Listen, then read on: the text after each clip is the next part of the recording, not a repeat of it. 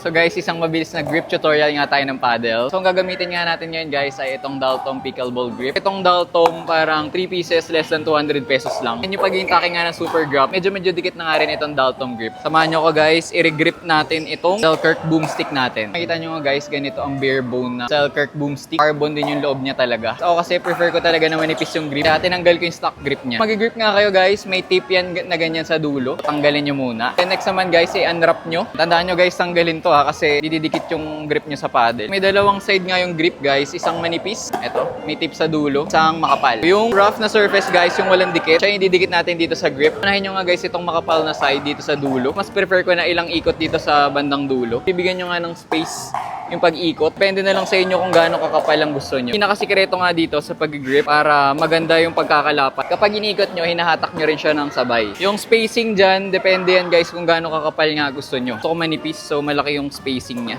So ito guys, sa dulo ng manipis, may tape yan. Tanggalin nyo. And didikit nyo siya guys dito. Sobrang dikit nga talaga ng grip na to, kaya isa to sa mga gustong gusto ko. Tape nyo nga guys yung bandang dulo, ito, para secured siya. Yun, okay na. So, sa mga interested nga dito guys, marami tong color, Daltong Grip. Check nyo na lang sa yellow basket tsaka sa first comment yung link. Ilalagay ko na lang. So, yun, gano'n nga kadali guys mag-grip. Next naman natin guys, edgeguard tape installation tutorial naman. Stay tuned and don't forget to follow.